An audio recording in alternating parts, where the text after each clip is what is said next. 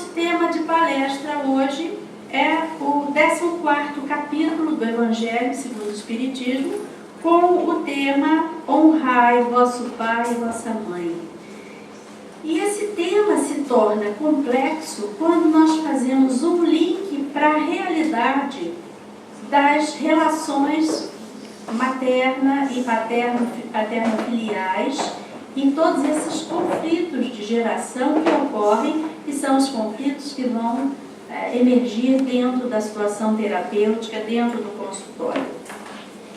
Uma primeira colocação nesse capítulo, que vai da página 163 à página 170 do Evangelho segundo o Espiritismo. Piedade filial. Cumprir com os pais a caridade devida ao próximo. Essa é uma colocação importante porque o próximo, o mais próximo, são os nossos familiares. E essas são as relações mais difíceis, porque são as relações com as quais nós convivemos diariamente. E esse termo, piedade, ele nos remete ao sentido de compaixão. Por quê? Porque compaixão significa amar aquele que nós consideramos que não está tão correto assim, segundo o nosso julgamento. Aquilo que a Sônia falava um pouquinho, né, que eu traduzo no termo de pais possíveis. Nós, assim como os nossos pais, os nossos avós, bisavós, tataravós, assim como os nossos filhos, serão pais possíveis. Ou seja, como somos seres humanos imperfeitos, nós vamos, com a melhor das intenções, errar e acertar. Não vai ser diferente. Quantas vezes a gente diz assim, olha, se eu tivesse lá aos 30, 36, 40 anos, a informação, a experiência de vida que temos aos 60, 70, seria diferente. Nós não tínhamos e cometemos erros. Assim como os jovens pais hoje também irão cometer erros. Mas essa compaixão que nós precisamos ter em relação aos idosos significa assisti-los em suas necessidades. Tem aí um aspecto fundamental, porque o idoso começa a viver restrições. Restrições de visão, restrições de equilíbrio, restrições de memória, restrições de locomoção de um modo geral. E isso, de certo modo, às vezes deixa as pessoas que estão no movimento da vida um tanto impacientes. Porque como ir ao tempo do idoso que acaba sendo mais lento, porque o computador mental está mais cansado, ele tem muitos arquivos registrados. Isso faz com que o ritmo, com que o biorritmo fique um pouco mais lento. E é preciso poder lidar com essas questões. Um outro aspecto do idoso, a cristalização de informações. No decorrer da vida, se a pessoa não faz, vamos dizer, uma desfragmentação do computador mental, jogando fora o que não serve mais, e aí vou abrir aqui um parêntese, no dia 10 de junho eu estarei fazendo no SESC uma palestra sobre motivação, o motivo que nos move à ação, voltado especificamente para a terceira idade, com o objetivo de trazer essa jovialidade. Porque para que nós possamos resgatar jovialidade, nós precisamos atualizar as nossas informações. Hoje eu fui almoçar e estava escrito no quadro de giz do restaurante, o passado não sabe o seu lugar, por isso que ele vem no presente. E é interessante como, na medida em que a vida passa, há essa tendência do idoso dizer, mas no meu tempo... E o nosso tempo é hoje. Mas esse passado que não foi esvaziado, que não foi elaborado, que não foi transformado, ele tende a emergir, porque ele pede para ser curado. As dores do passado emergem no presente porque elas pedem cura. E nesse sentido, se não for feito um trabalho de esvaziamento, e nós vamos ter lá para frente um workshop, o idoso na família e na sociedade, para trabalhar essa jovialidade, essa recuperação do que nos motiva a vida. Se não houver esse processo, a tendência é começar a ver uma redução da vitalidade e da energia.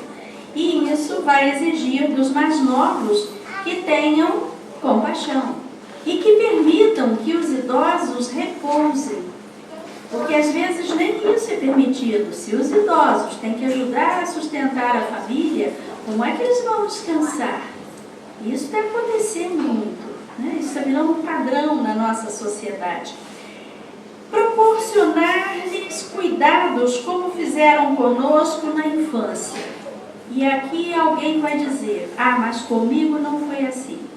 Eu fui abandonado, eu fui maltratado, eu não fui bem cuidado. Papai bebia, chegava em casa, batia nos filhos, batia em mamãe. Papai ficava sem trabalhar, isso trazia problemas. E aí então nós temos que nos lembrar dos pais possíveis. Ou seja, nós não nascemos numa família por acaso. Nós nascemos numa família em que há um plano evolutivo que interliga todas as pessoas dessa família. De um modo geral, existe um que é diferente. Ou no sentido de ser alguém que tem mais evolução, mais consciência, ou no sentido de alguém que tem menos evolução. Por quê? Porque a aprendizagem se faz na diferença. A aprendizagem é a diferença entre o que nós sabemos e o que nós podemos chegar a saber. Sem diferenças não existem aprendizagens. E por isso, as famílias têm pessoas tão diferentes, integrando, né, o lar, integrando o ambiente, para que possa se aprender e se chegar, é um pouco o que está no curso de mediação de conflitos. O acordo não é a sobreposição da vontade de um sobre o outro. O acordo é um terceiro elemento que é tecido quando cada um caminha até o meio, até um ponto de encontro. Se nós quisermos que o outro siga o nosso modelo de mundo, nós vamos tentar impor esse modelo. E isso vai fazer com que o outro se sinta pressionado. Do mesmo modo que se nós nos submetemos ao modelo do outro, vamos sofrer essa pressão. A ideia da mediação de conflitos, a ideia do acordo, é que se traga um problema e, em torno desse problema, se focalize a solução. Um exemplo simples de um conflito simples, que talvez tenha acontecido no ambiente de trabalho de vocês, na casa de vocês. É comprada uma torta e ao final da comemoração sobra a torta. E alguém diz, vou levar um pedaço para casa. E a outra pergunta, mas você deu para o vigia? E a pessoa fica aborrecida. A outra que ouve, que não foi indagada, diz, então não levo mais torta. A que resolveu levar a torta para casa, no dia seguinte, ela diz, está vendo, sobrou tanta torta. Então, olha aqui, isso acontece com cada um de nós em diferentes contextos. Como lidar com isso? A primeira pergunta seria, sobrou torta, o que vamos fazer? Alguém diria, vamos dar um pedaço para o vigilante. E a outra pessoa diria, vamos também levar para casa, não vamos deixar a torta estragar. O modo como se faz a colocação pode levar ao conflito ou à solução. E dentro das famílias, essas questões simples acabam gerando discórdia. E é preciso que a cada passo, já que as pessoas são diferentes, se busque o ponto de encontro. Por quê? Porque o tom de voz, a expressão, o ritmo de fala, a postura do corpo vão estar comunicando agrado ou desagrado. Às vezes não é o que a pessoa diz, é como a pessoa diz, é o tom de voz que é utilizado. E no dia a dia do convívio familiar, a cada momento, nós vamos ter esses conflitos que são típicos das diferenças de gerações, inclusive.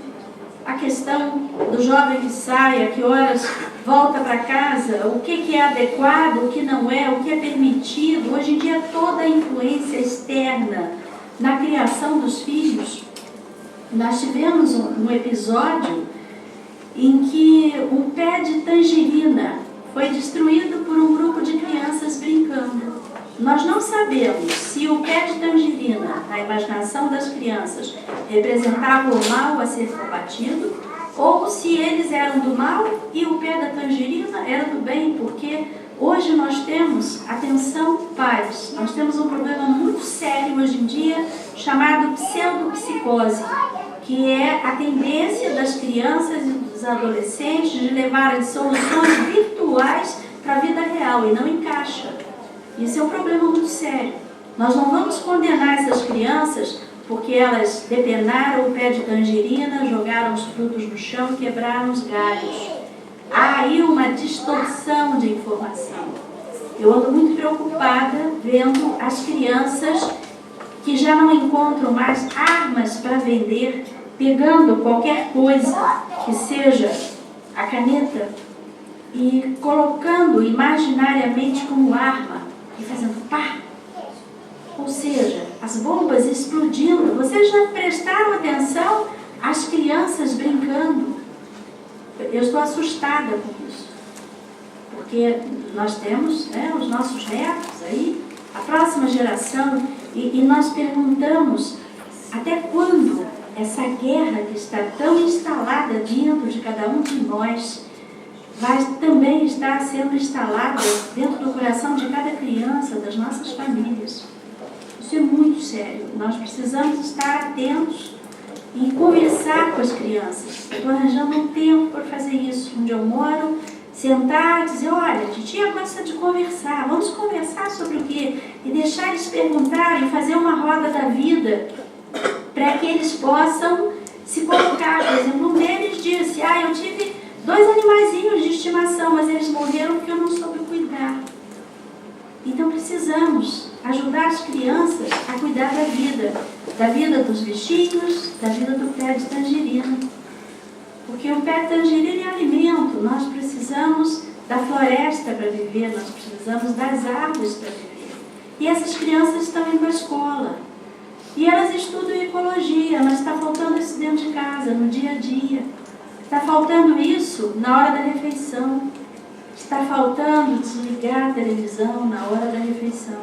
Está faltando conversar e dizer, oi filho, oi filha, como é que estão as coisas? E é a partir desse diálogo dentro da família que nós vamos conseguir mudar essa visão de mundo.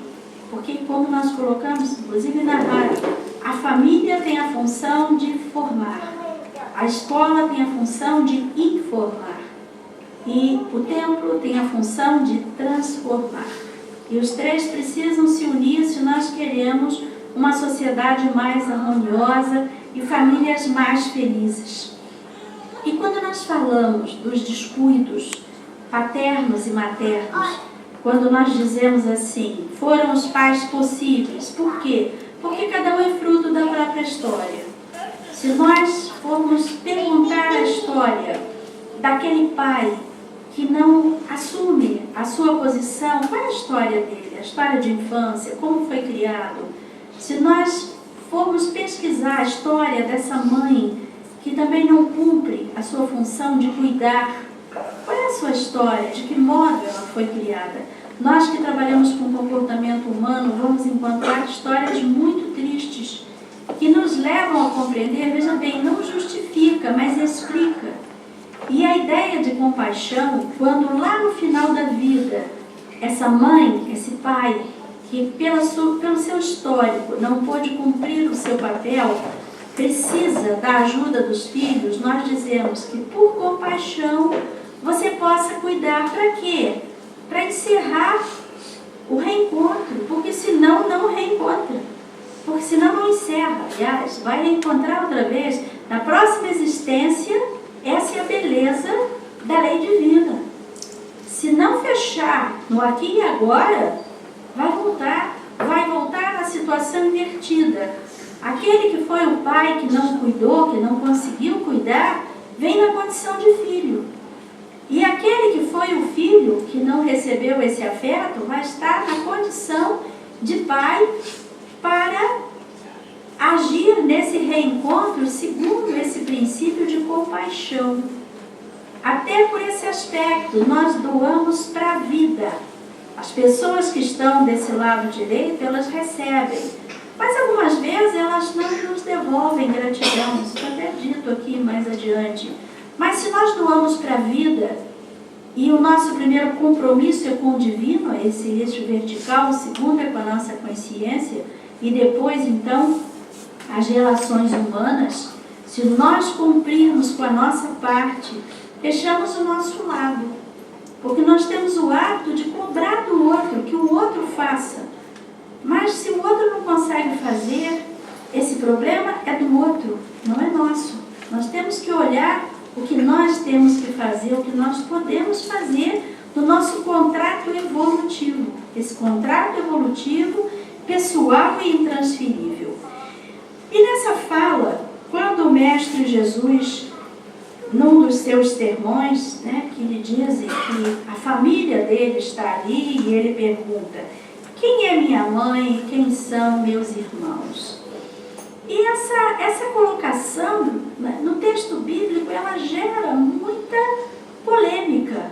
Porque a pergunta é, então o mestre está rejeitando a própria família? Ele, que é um exemplo de família, e até se coloca isso, nenhum dos irmãos de Jesus se tornou seu discípulo. Mas qual é a história de Maria? É muito interessante isso, vocês vão encontrar um livro muito bonito intitulado Memórias da Bem-Amada Maria, Mãe de Jesus. É um livro publicado pelo Centro Lusitano de Unificação Cultural que fala sobre todo o trabalho da implantação do cristianismo no primeiro século, no primeiro século da era cristã.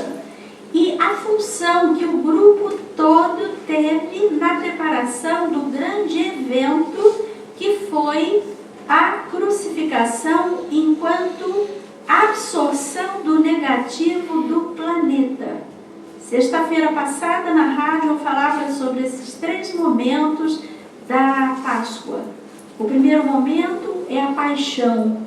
É essa exacerbação do sentimento que desestabiliza, que desarmoniza e que ali foi captada e descarregada no nível planetário.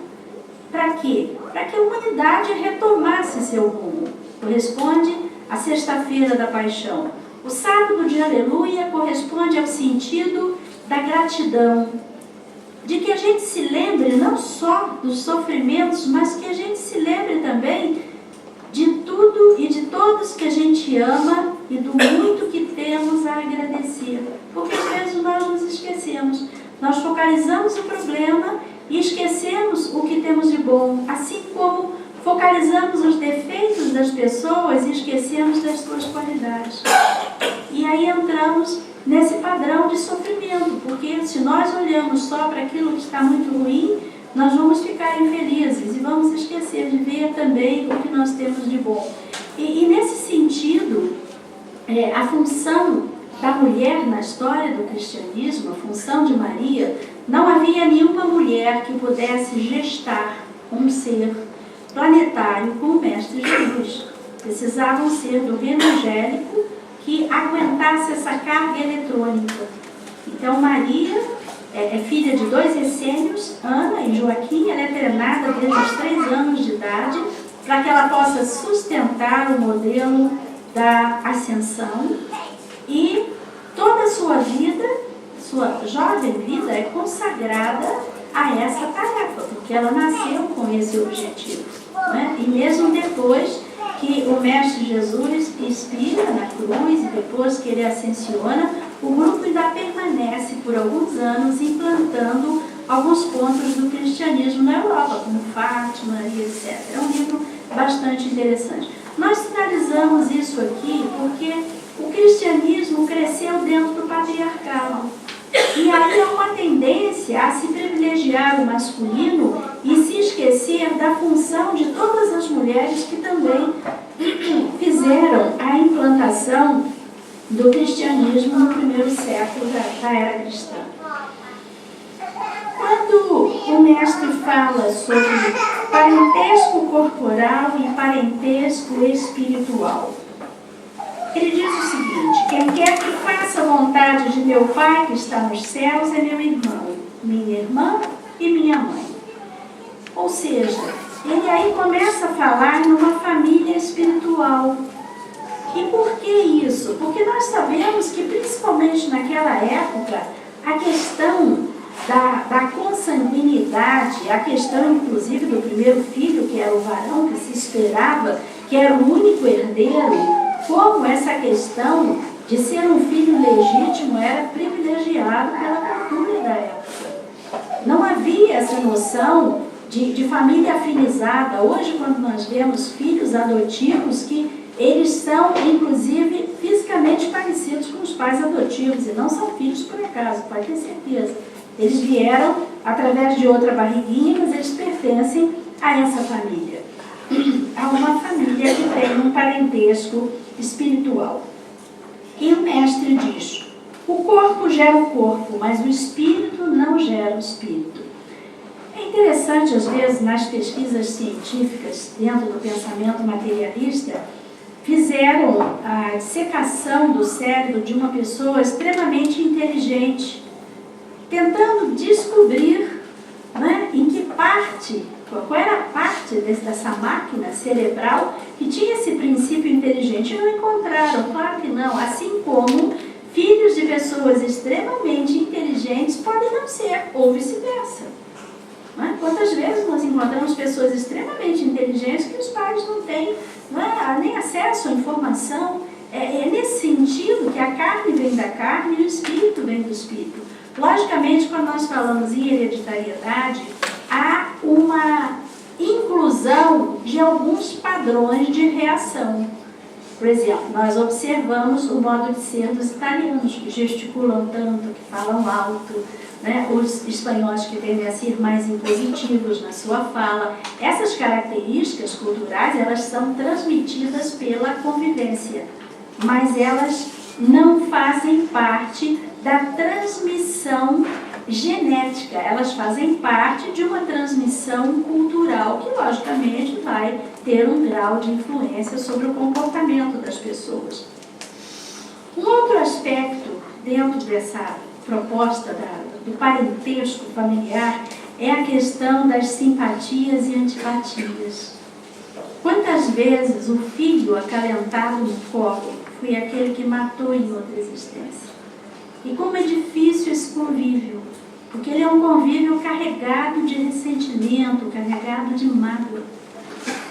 E a mágoa é a má água do coração, são as mais águas que precisam ser esvaziadas, sempre através do perdão, porque o objetivo do reencontro não é a vingança, não é o revide. O objetivo do reencontro é fazer as pazes, é a compaixão, é entender que naquele momento, por ignorância evolutiva, aquela pessoa agiu daquele modo. Quantas vezes nós trabalhamos situações em que grupos envolvidos, vamos dizer, beduínos no Oriente, em disputas por cargas de ouro, etc., e um mata o outro e depois vem como filho, e é um reencontro, e essa relação é uma relação pesada, uma relação bastante carregada de ressentimentos, né, de sofrimentos e mágoas. E nós vamos falar também sobre a questão dos karmas grupais. Por exemplo, as pessoas dizem assim: mas quem faz regressão sempre teve condição de nobreza, etc. Não, é pouco comum que isso aconteça. Mas, efetivamente, em algumas situações nós vamos encontrar. E qual é o problema da pessoa que ocupou um cargo de poder? Ela, quando assina uma lei, uma decisão, um decreto, uma ordem, principalmente no tempo dos reinados, né, que era o absolutismo, era apenas a vontade do rei, às vezes estava lesando milhares de pessoas anônimas para ela. Mas o rei tem rosto e o povo vai se lembrar. E num outro momento, quantas vezes essas pessoas que tiveram condições de vida tão diferentes vão se reencontrar dentro da família? E esse rei que vai ter dificuldade, gente, é muito fácil identificar pessoas que têm memória de nobreza. Elas se incomodam que alguém ande na frente, no trânsito, porque elas estavam habituadas a andar com batedores, detestam filas de banco, né? Servir lanche para alguém dá um cansaço terrível.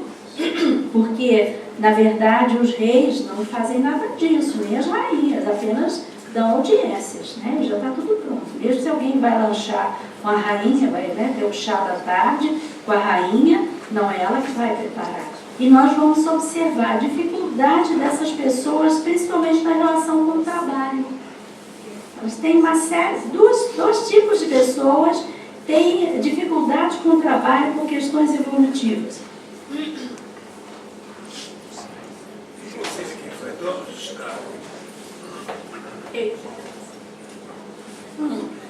Sabe o que eu estou obrigada?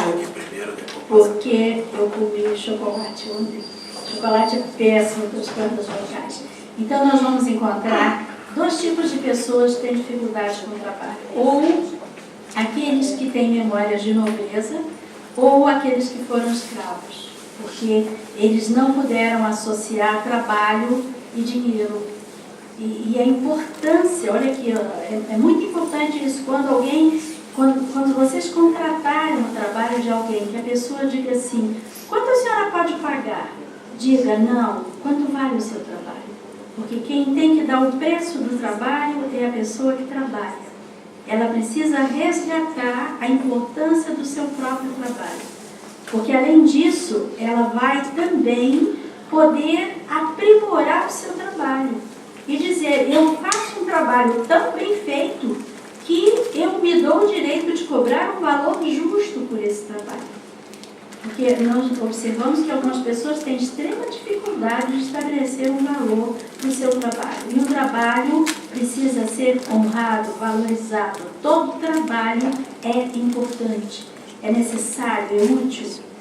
E esse aspecto do trabalho, quando dentro de casa, quando trazido para o convívio, as pequenas tarefas compartilhadas, hoje mais do que nunca, porque as pessoas trabalham fora e trabalham dentro, todos, né? Homens, mulheres, e a importância de que a distribuição de tarefas resgate, principalmente para as crianças, a noção do trabalho que cada coisa dá para fazer.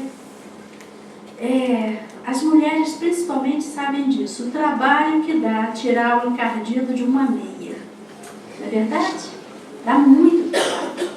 Mas quantas vezes outras pessoas da família sabem o trabalho que dá desencardir uma meia? Ou quanto tempo leva para fazer um assado? Né? Ou aquela questão de que a roupa sai magicamente de dentro do armário, usada, às vezes colocada no roupeiro para lavar e depois magicamente aparece pendurada outra vez. E esse trajeto é desconhecido. Ou os copos em cima da pia, se tiver 12, os 12 saem do armário. Não é assim? Porque falta um hábito. Isso é um hábito, e isso é muito instalado aqui no Brasil. Lá fora não é muito assim, não. Lá fora as pessoas têm mais disciplina, é mais hábito de sair. Eu bebi água, eu pego, lavo o copo e guardo. Mas aqui no Brasil não, fica a ideia de que tem alguém que vai fazer, né? Seja a funcionária, seja mamãe. E esses reencontros dentro da família, eles vão gerar todo. Imagina alguém que teve uma memória de nobreza que pensa que aqueles que estão ali, que ele está se reencontrando, são o povo daquele tempo lá atrás. Né? E na medida em que essas pessoas não vão servir, ele fica indignado. E quantos dizem, mas eu não pedi para nascer? Não é assim? E de certo modo pediu a oportunidade. A responsabilidade pela geração do filho é dos pais, mas aquele ser estava na fila, aguardando para vir para a escola da vida. Então ele também quis vir, porque se não quisesse, às vezes dá um jeitinho, enrola linha circular do cordão umbilical, no pescoço, tenta não vir, não é? Quantas desistências existem no ato de nascimento. E todo esse convívio diverso, todo esse convívio conflitante acaba gerando bastante desgaste na relação familiar. E qual é a ideia? Que diante dos desencontros, diante das desavenças, nós possamos perceber assim, bom, eu vou fazer a minha parte, a minha tarefa evolutiva. De que modo? Principalmente quando nós temos uma consciência em relação ao sentido espiritual da vida.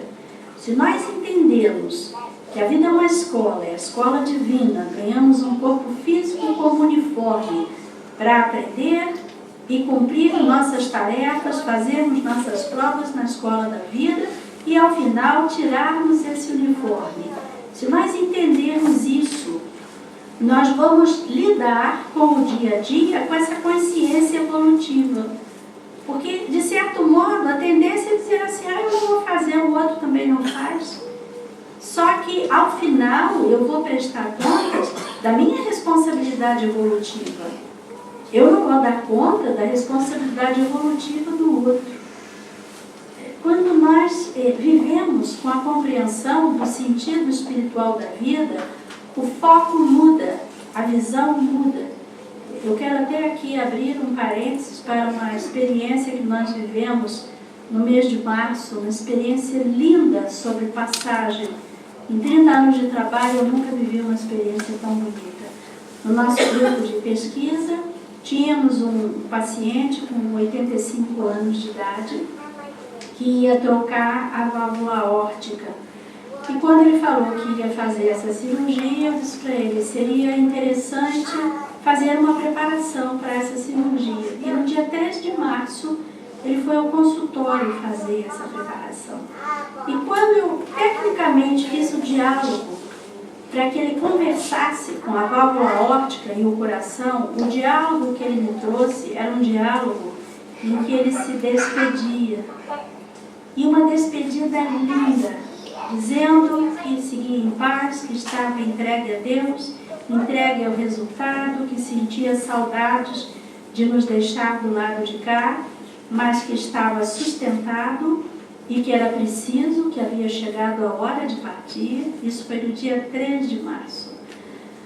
Ele participou ainda de outra reunião do nosso grupo, ele foi ao workshop no sábado, almoçou conosco, tirou retrato, e quando chegou na semana seguinte, o filho me ligou dizendo, papai fez a passagem. E eu disse para ele, olha, e ele deixou um recado lindo para vocês. E aí então eu passei para ele esse bilhete, um simples bilhete, falando de toda a paz e de toda a serenidade com que ele fez essa passagem, nos deixando um exemplo de vida maravilhoso. Eu nunca vi em toda a minha vida de acompanhamento de pacientes terminais uma passagem tão bonita, tão serena, tão harmoniosa. E ali eu agradeci muito a Deus por ter participado dessa experiência e poder ser mensageira, né, desse bilhete que ele escreveu nessa despedida. E a lição de vida que nos deixou. E eu pergunto, quantos de nós vamos conseguir, ao final da nossa trajetória, sair da escola da vida com um certificado, com uma nota tão bonita, né? Com esse bilhete, com essa obra-prima no final da escola da vida? Foi uma experiência lindíssima que acho que vai ficar para sempre em nossos corações e vamos lembrar sempre disso. Então, esses reencontros, né? Quando uma criança nos é confiada, uma criança é um mistério. Nós não sabemos as tendências que ela traz, nós não sabemos os aspectos que vão precisar ser transformados. Por quê? Porque a criança traz uma individualidade com aspectos positivos e negativos que na interação com o meio ambiente vão ser desenvolvidas, moldadas, transformadas. Quando nós percebemos a tendência da criança, vamos dizer, para o egoísmo, nós precisamos ajudar a criança a compartilhar. Quando nós percebemos a dificuldade da criança de se expor, de se apresentar, de se comunicar, nós vamos trabalhar nesse sentido. Quando nós percebemos a baixa estima, nós vamos trabalhar a autoestima. Por quê? Porque essas questões são tão complexas. Por exemplo, quantas pessoas vieram nessa existência com memórias de amputação em outra existência e não sabem que têm um corpo perfeito hoje. E, em função disso, vão apresentar dificuldades, porque todo o corpo tem uma leitura simbólica. Os braços, as mãos representam o trabalho. Se a pessoa, numa outra existência, teve mãos amputadas ou braço amputado, ela não vai ter a noção desse corpo inteiro hoje. Assim como no sentido inverso. Quando hoje a pessoa passa por um processo de amputação, ela vai sentir dor na extremidade amputada, vai sentir coceira, é a chamada dor fantasma do paciente amputado, porque o corpo eletrônico está inteiro. E aí nós temos que trabalhar a dessensibilização de experiência traumática, informando o inconsciente para que ele recolha essa energia temporariamente nessa existência. Não pode ser definitivo, porque em outro momento do tempo vai ter um novo corpo inteiro e perfeito. Olha o cuidado, olha a complexidade que é preciso que se tenha na hora de lidar com esses aspectos. Então, essa criança que nasce, ela traz um histórico enquanto individualidade. Ela traz no inconsciente profundo todo o arquivo das existências anteriores, com seus aspectos positivos e negativos. Modernamente, a gente diz que o ideal seria que fizéssemos curso para ser pai e mãe, mas nós não fazemos, né? E a criança não vem com manual de instruções, né? Nós não sabemos. E aí, como é que nós vamos lidar com essas questões? O que é importante é saber que essa criança não está na família por acaso. E até aqui uma ressalva em relação às pessoas dizerem assim, mas eu penso às vezes na questão de adotar uma criança e se ela for uma criança problemática. Veja bem, nem as crianças adotivas estão na família por acaso. Assim como um filho biológico pode gerar grandes problemas. Nada é por acaso. Não existe o acaso nem a sorte. Existe a sincronicidade dos eventos que vão se associando, contribuindo como desafios para a nossa evolução. E essas provas, né, que nos são trazidas, elas precisam principalmente do suporte da fé. Eu tenho falado muito isso nas palestras, porque eu não vejo como de 2015 a 2019, segundo Chico, né, que ele diz que é o período, é o eixo da transição do planeta, nós vamos ter pressões e mudanças o tempo todo. E o que nós precisamos? Em primeiro lugar, nós precisamos de fé. Para quê? Para que estejamos sustentados. E em segundo lugar, nós precisamos de fé outra vez. E em terceiro lugar, precisamos de mais fé. Porque tem momentos que a travessia é complicada, porque nós estamos sendo peneirados por um crivo evolutivo. Nós estamos sendo passados por um crivo de consciência, em que os nossos aspectos negativos estão sendo filtrados, ralados, e precisam ficar para trás. O que precisa ficar para trás em nós? O orgulho, a vaidade, a rigidez, a negligência, a crítica. Nós vamos precisar deixar esse modo de vida disfuncional relacionado a uma civilização que termina e vamos precisar nos abrir para um novo modo em que algumas coisas deixam de ser politicamente corretas.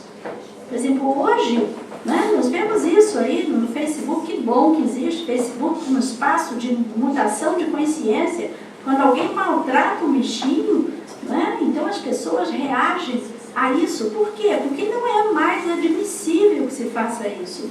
Nós temos aí alguns vídeos, postei um outro essa semana no Face, em que o leão que foi criado como filhote, né, pela mulher que o acolheu, ele abraça, né? Então a gente só avisa as criancinhas, nem todo leão você pode, né, abraçar, mas ele tem uma relação de amor com aquela pessoa.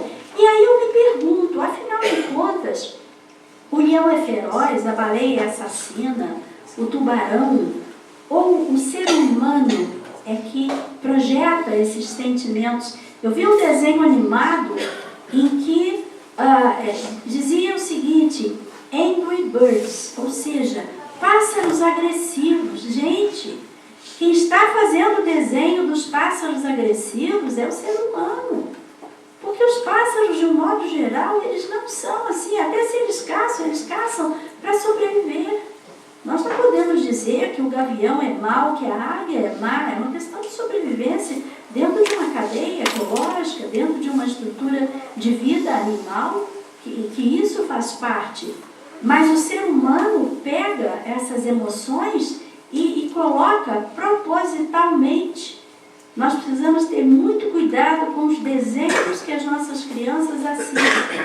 Nós precisamos ter muito cuidado com os momentos em que hoje, através de um smartphone, crianças de 10, 12 anos estão desavisadamente nos pátios, fora da supervisão dos adultos, acessando coisas indevidas na internet. Eu tenho ouvido a fala das crianças e tenho ficado preocupada com isso.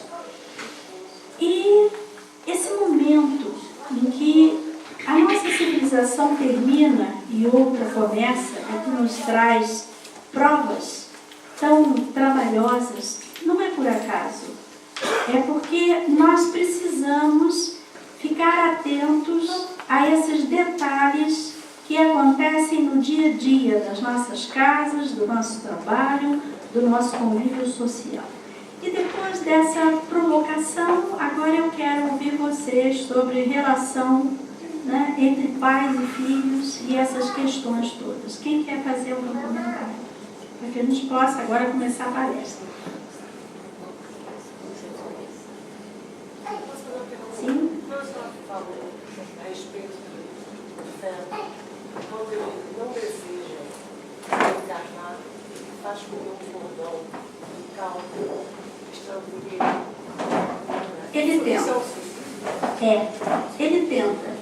Às vezes não consegue, né? Mas tenta. Quando nós trabalhamos com regressão de memória, vida intrauterina, com pessoas que apresentavam linha circular de cordão, de um modo geral, a experiência a ser enfrentada é uma experiência trabalhosa, difícil, que aquela individualidade se sente insegura. Será que eu vou dar conta? Porque nós achamos que nascer é bom e que morrer é ruim, mas na verdade vir para cá é uma prova, é um desafio, porque aqui que as experiências são vividas. E às vezes, num dado momento, aquela individualidade fica receosa, fica insegura, se vai dar conta, e roda, e tenta, né, tenta não nascer. Na maioria das vezes acaba nascendo e com certeza absoluta vai dar conta, porque diz o ditado que Deus dá o frio conforme a roupa, né, e a pessoa vai dar conta, mas num dado momento ela se sente insegura. E ela vai perceber no decorrer da existência que aquele medo era infundado. Sim, mas é o medo do futuro, é o medo que vem pela frente. O medo que ela tinha. Eu acho que é quando a gente vai saltar de paraquedas, né? Se não tiver um que empurre a gente. Nesse sentido, ainda bem que existem contrações intrauterinas, né? Exatamente. Para empurrar fora do avião. O que mais, gente? Alguém vai Reencarnação compulsória. Hã? E a reencarnação compulsória? Tá. Quando não existe livre-arbítrio suficiente para fazer essa avaliação, é compulsória, principalmente em final de ciclo evolutivo, como está acontecendo agora. Muitos, nesse momento, que ainda estão bastante polarizados para o mal, estão em existências compulsórias. É uma última oportunidade. A própria energia puxa. Mas não é uma interferência do livre-arbítrio? Em final de ciclo evolutivo, já foram dadas todas as chances. E aí, energeticamente, uma coisa interessante, Vera, essa sua colocação. Porque nós não encontramos castigo divino na história da humanidade. Nós encontramos autopunição, nós encontramos crenças autolimitantes, nós encontramos culpa, nós encontramos exercício de livre-arbítrio. Na verdade, a pessoa está teimando, né? É o que Mestre Francisco de Assis diz: Senhor, mostra-me o que posso mudar, o que não posso, e a diferença entre ambas, porque algumas pessoas persistem, o ego se sobrepõe à individualidade, porque na verdade a tarefa evolutiva é que a individualidade, que é a essência, comande o ego. Na maioria de nós, o ego ainda comanda, e o ego morre lutando, o ego quer que a vontade seja satisfeita, o ego não se dobra, ele quer reger a vida, e isso acaba trazendo sofrimento, porque dificulta a aceitação e dificulta o desenvolvimento da flexibilidade necessária para contornar os obstáculos. Às vezes não é nem o obstáculo em si, é o que acontece com a pessoa com tendência suicida. Na verdade, ela é voluntariosa, ela não quer o que a vida apresenta, ela quer que seja do modo dela. E a partir daí, toda essa raiva em relação à vida é um self. Hoje em dia se fala no celular, essa energia se volta para a própria pessoa, para comportamentos autodestrutivos. Doutora Sonia, só para emendar nesse assunto, na compulsória, quando tem o parto normal, muitas crianças se recusam a nascer e são retiradas. Está relacionado mesmo isso? Pode estar. Olha aqui, há muitos anos atrás eu fiz um trabalho de psicoprofilaxia materno-infantil no Hospital Geral. Eu vi situações assim bem interessantes. Por exemplo, não só a questão da criança que está para nascer, mas a questão da gestante, vamos dizer, uma mãe adolescente que sabe que vai ter esse filho e que o rapaz foi embora e não vai ajudar a sustentar. Ela se coloca numa posição que inibe o parto. Ela não permite a expansão das contrações. Ela, pelo contrário, ela se contrai toda e ela não deixa a dilatação acontecer. Porque enquanto esse filho estiver dentro do ventre, ele dá menos trabalho. Ela tem medo da responsabilidade. Quando ele estiver do lado de fora, ela vai ter que lidar com a realidade. Eu lembro de um caso que eu acompanhei, em que a parturiente fez uma cegueira e quando eu cheguei à enfermaria, ela disse: eu não posso cuidar do meu filho, eu não enxergo. Ela fez uma cegueira psicológica. E eu pedi à enfermeira que trouxesse o bebê e eu disse para ela: você não vê, mas você pode tocar. E aí coloquei o bebê na cama, ao lado dela, a mão dela em cima, e ela começou a chorar. Esvaziou aquilo tudo, no dia seguinte ela estava no bebedouro, em pé, tomando água. Naquele momento ela fazia uma negação da maternidade, porque ela estava apavorada. Como é que ela ia criar aquele filho? E são essas questões, né, que principalmente até dentro do trabalho que nós vamos fazer sobre a adolescência, a gravidez não planejada, ela tem uma série de consequências. E até quando se fala na questão da regulamentação do aborto, como é prejudicial que uma jovem faça abortos seguidos. Quer ela tenha 10 filhos em 10 anos, quer ela faça 10 abortos, ela vai ter problemas. O que nós precisamos aí? Nós precisamos de educação sexual, nós precisamos juntar sexo e afeto. As pessoas dizem que fazem amor, ninguém faz amor. As pessoas fazem sexo. Amar é desejar o bem do outro, amar inclui uma responsabilidade, amar inclui a preocupação com o futuro da criança que vai nascer. Ela não pode nascer de um encontro fortuito, casual, não é para ser assim. Isso é uma distorção cultural. Nós temos hoje a família bombardeada por propagandas sensualizadas o tempo todo. E depois nós reclamamos. Aqui em Friburgo temos cerca de 180 adolescentes de 12 a 18 anos grávidas. E os papais seguiram adiante, porque na nossa cultura ainda se imagina que gravidez é um problema feminino, que não é um problema masculino. Tudo isso precisa ser repensado. Então o que nós temos? Uma sociedade terminando, uma sociedade que se tornou disfuncional com seus modelos, e nós vamos precisar repensar tudo isso para que possamos construir uma sociedade mais amena, mais harmoniosa, mais responsável, mais humana, efetivamente mais humana. O que nós estamos percebendo? Que hoje, o que os animais estão dando aí exemplo de amor, porque eles estão dentro da lei divina, porque eles não têm livre-arbítrio, mas nós temos. E nós nos distanciamos desse amor. E o amor é a energia que sustenta o universo. E nós nos esquecemos disso. Ontem no Fantástico tinha uma galinha cuidando dos cachorrinhos.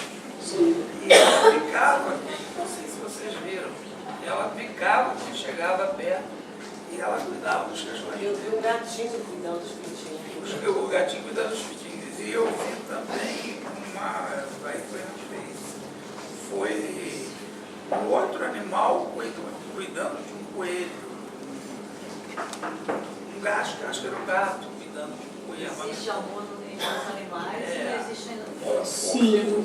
ser humanos, né? Sim, porque assim, na medida em que nós temos livre-arbítrio e nós geramos cargas emocionais negativas e pensamentos negativos, o que acontece? O animal, ele não age, ele reage. Ele vai reagir àquilo que o ser humano está passando para ele. Se o animal é maltratado, ele tende a reagir para se defender. Fala que o animal é irracional, né? Pensa e tal. Sim, mas ele é alma grupo, ele está dentro da lei divina, então ele segue um padrão, ele segue uma ordem divina da qual ele não se afasta porque ele não tem livre-arbítrio. O problema é que nós nos afastamos da ordem da lei divina porque nós temos um espaço de escolha. E é a partir daí que nós começamos a nos distanciar, né, Professor, inclusive, esses modelos de famílias alternativas que estão surgindo, eles são todos baseados no amor mesmo.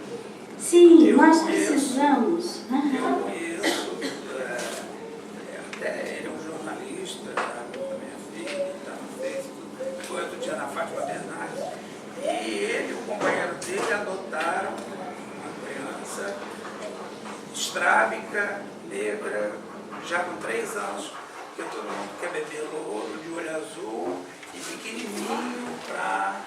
Quer dizer, a pessoa adota para preencher um buraco, uma lacuna dela, não por amor. Sim. Aliás, isso é visto nas entrevistas, né, seletivas daqueles que querem adotar. Quer dizer, que a pessoa esteja, assim como, na verdade, não se escolhe o sexo, não se deve escolher o sexo da criança que vai nascer, porque o sexo tem uma função evolutiva, vamos nascer numa condição ou noutra em função de necessidades evolutivas.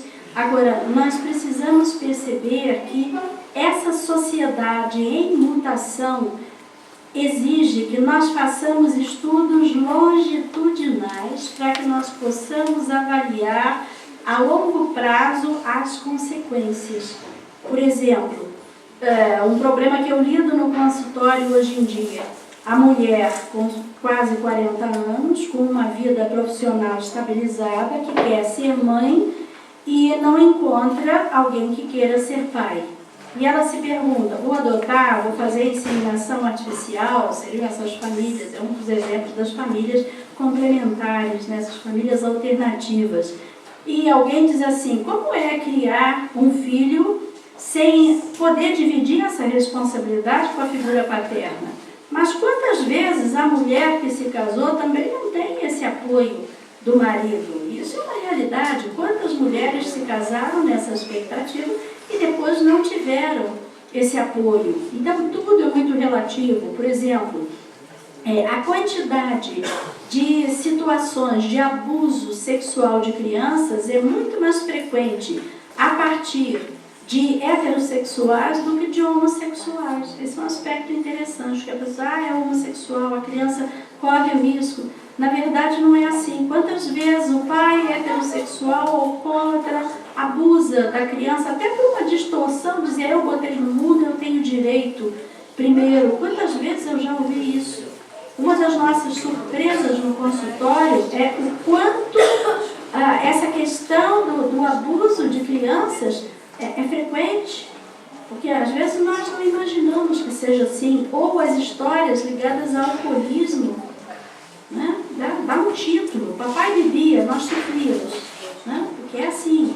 E toda essa desestruturação nos remete dentro dessa proposta que honrai vosso pai e vossa mãe, que nós possamos parar para pensar um pouquinho sobre os motivos que nos levam a constituir família.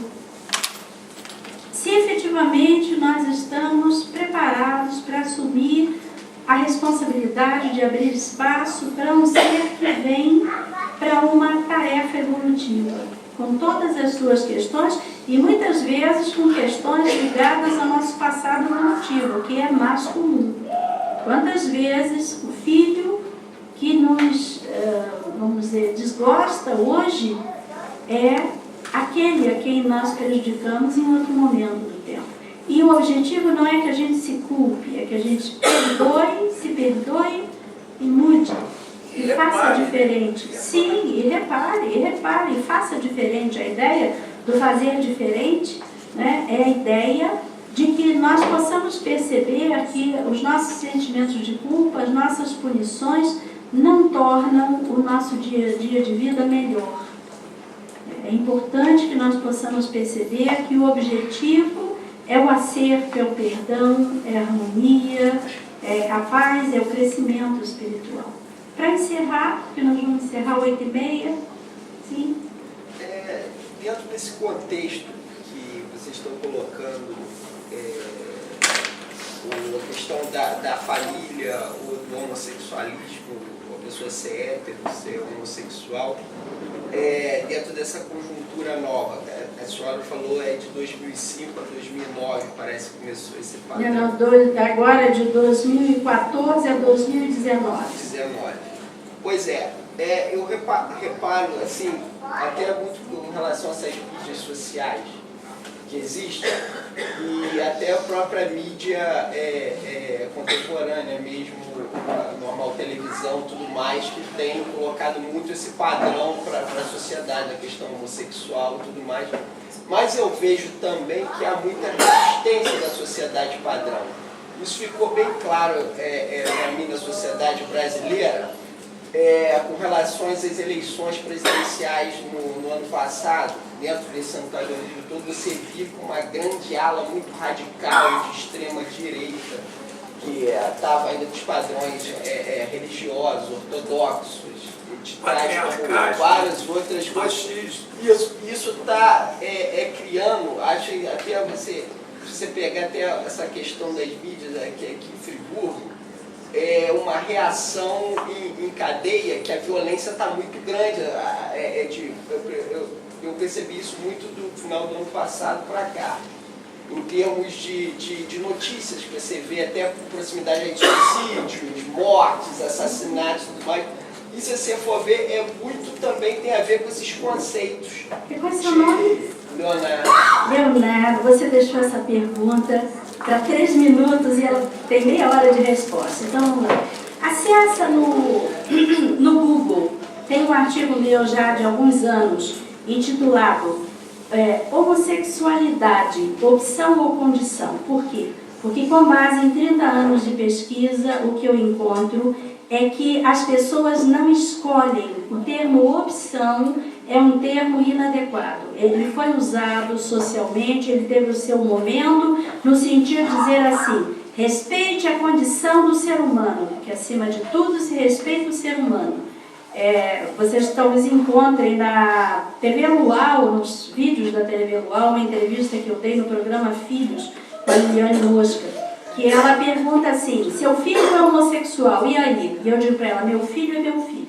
Acima de tudo, eu vou amar o meu filho, porque ele não é meu filho por acaso, né? Então, agora, uma questão importante, a gente perceba o seguinte, essa tendência da individualidade tem um histórico lá atrás em outra existência. O que eu encontro são experiências traumáticas com pessoas do sexo oposto. E isso precisa ser pesquisado mais a fundo. O que nós questionamos é que, às vezes, algumas leis são feitas sem que se tenha conhecimento profundo transpessoal. Nós precisamos juntar medicina, psicologia, justiça, espiritualidade. Nós precisamos entender a vida além do nascimento e depois da passagem. Eu fiz essa colocação justamente por isso, que é um assunto, É Só para importante, é complementar, importante.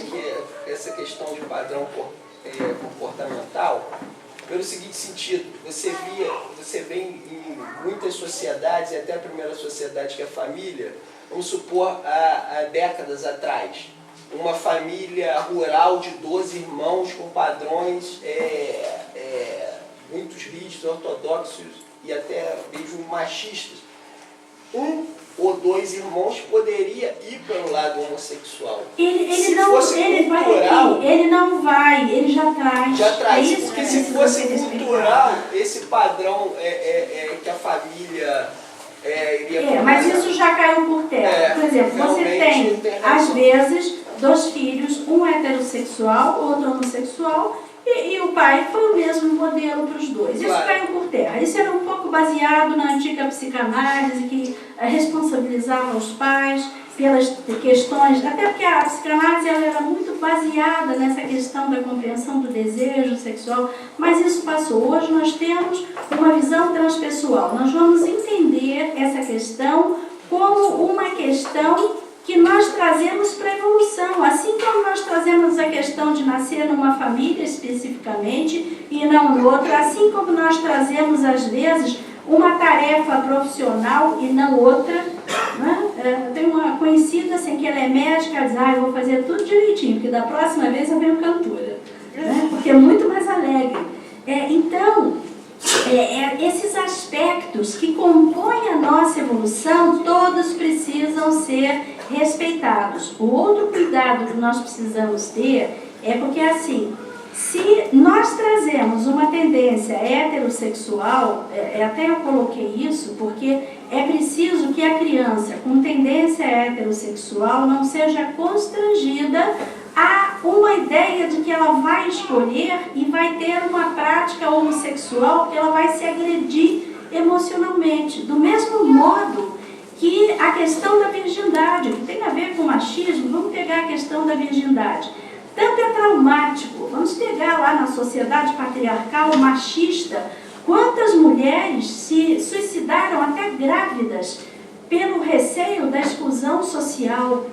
Né? E hoje, quantas eu atendo no consultório emocionalmente agredidas porque se sentem obrigadas a deixar de ser virgem porque está fora de moda.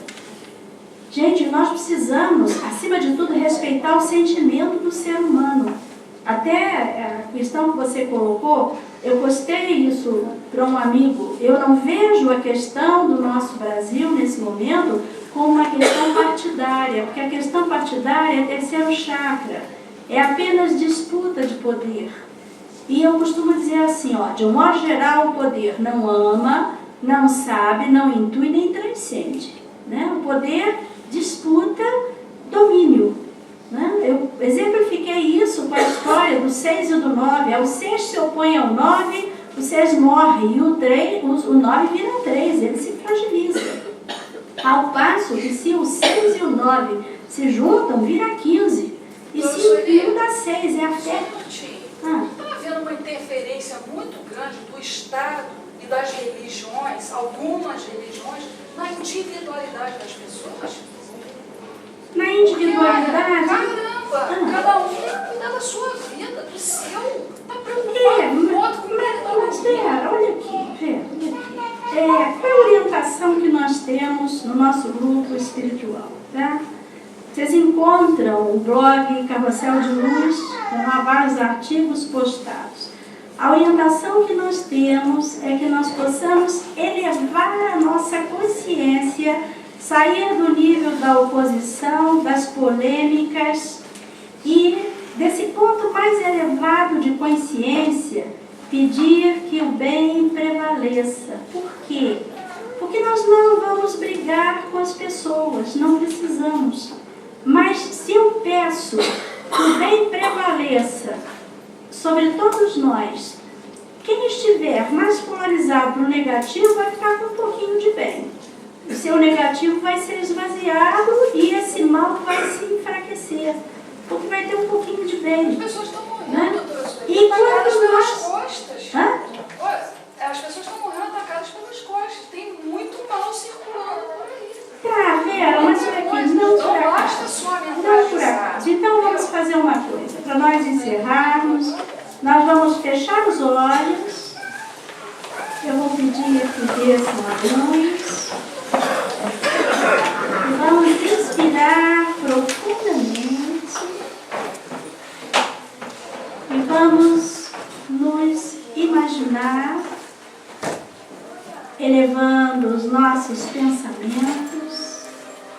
Vamos visualizar aqui uma escada em espiral no sentido horário. Vamos pisar no primeiro degrau que se acende em azul, nos preenchendo com a perfeita vontade divina para nossas vidas. Inspire, vamos subir ao segundo degrau que se acende em dourado. E vamos visualizar e vamos sentir que estamos sendo preenchidos com a sabedoria divina. Vamos subir ao terceiro degrau que se acende em rosa. E vamos nos preencher com o amor divino.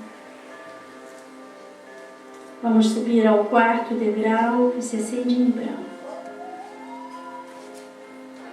E desse degrau vamos elevar os nossos pensamentos ao Mestre Jesus, a Mestre Francisco de Assis, patrono desta casa, a Maria, Mãe de Jesus, e a toda a grande hierarquia de seres iluminados. E vamos visualizar o Mestre com seu coração iluminado. Azul do lado esquerdo, rosa do lado direito, dourado no meio. E nesse exato momento, acendendo a luz de nossos corações, nessa semana em que ainda reverbera a energia da Páscoa, que o Cristo renasça em nossos corações. E vamos então nos preencher com a vontade divina, com o amor divino, com a sabedoria divina. E vamos aqui unir os nossos corações em torno desse propósito de que o bem prevaleça, de que a perfeita vontade divina prevaleça sobre as pequenas vontades humanas. E vamos subir ao quinto degrau que se acende em verde, estabelecendo em cada um de nós o equilíbrio. Equilíbrio entre espírito e matéria, entre razão e emoção, entre o masculino e o feminino. Equilíbrio físico, emocional, mental, espiritual. Vamos neste momento nos abrir para esse processo de cura. Cura física, cura emocional, cura mental, cura espiritual. Vamos subir ao sexto degrau que se acende com o vermelho da fé. A fé que o Mestre nos ensinou. A fé que remove a montanha de obstáculos dentro de cada um de nós. A fé que nos ajuda neste momento a atravessar o crivo evolutivo, através do qual deixamos para trás todos os nossos vícios evolutivos, todas as nossas mágoas, todos os nossos rancores, todo o desamor. Vamos subir ao sétimo degrau da compaixão. Vamos então sentir que essa compaixão, essa misericórdia se derrama sobre todos nós, sobre nossos familiares, sobre nossos lares. Vamos imaginar um grande manto de compaixão descendendo sobre todos, que ilusoriamente se colocam como opostos de seus semelhantes. E vamos pedir ao Divino que lhes dá vida e que habita, que ilumine suas mentes externas, para a consciência de que o outro também é habitado pela mesma luz divina. Vamos visualizar um palmo acima de nossas cabeças, simbolismo da pomba branca, o Espírito de Deus. Vamos elevar os nossos pensamentos e visualizar esse equilíbrio de todo o universo descendendo sobre o planeta Terra neste momento. Vamos visualizar o consolo descendendo sobre todos aqueles que sofrem nos presídios, nos asilos, nas casas, nas situações de abandono, nas situações de fome e de guerra. Vamos pedir que esse consolo descenda. Vamos abrir nossas mentes e nossos corações para que possamos nos preencher com a alegria de servir ao próximo, de sermos elementos de paz onde quer que estejamos. E vamos então visualizar acima de tudo e de todos o Mestre Jesus. Ele que há 2000 anos atrás descarregou na cruz todas as mazelas humanas por amor a nós, fazendo uma grande transmutação planetária. E nesse momento vamos lhe pedir, amado Mestre, de novo agora, 2000 anos depois, ajuda-nos a transformar a cruz do sacrifício na cruz do sacro ofício. Que possamos despertar para a Tua luz, que a Tua luz possa nos preencher, que possamos neste momento levantar nossas mãos direitas e enviar essa luz para os nossos lares, para os nossos familiares. Vamos fazer isso neste momento, nesse momento sagrado, em que a energia do Mestre aqui vibra, porque Ele disse: onde 2 ou mais estiverem reunidos em meu nome, aí eu estou. E é nessa presença do Mestre que nós enviamos neste momento para as nossas casas todo esse campo de luz que dissolve as diferenças, as desarmonias, que desperta o divino dentro de cada um. Vamos expandir essa poderosa luz do Mestre para os nossos vizinhos, para a nossa cidade, para o nosso estado, para o nosso Brasil, o coração do mundo, pátria do Evangelho. Vamos visualizar o coração do nosso país pulsando de amor pelos nossos semelhantes. E vamos então visualizar o coração da Terra pulsando. A Terra que se situa no 4º chakra do sistema solar. A Terra que é a escola onde viemos aprender a amar. Amado Mestre, neste momento, descende o Teu amor puro e infinito sobre todos nós. Que possamos ser alimentados pelo Teu amor incondicional. E que assim, nos sentindo amados, possamos começar a amar os nossos semelhantes que são diferentes de nós. Que possamos respeitar a diversidade que faz parte do universo. E que nessa diversidade possamos ver o uno que nos aproxima, que nos sustenta. O uno a chamamos Deus. E dentro desse estado de consciência, vamos silenciosamente passar aos passos. Que assim seja, assim é, a graça de Deus.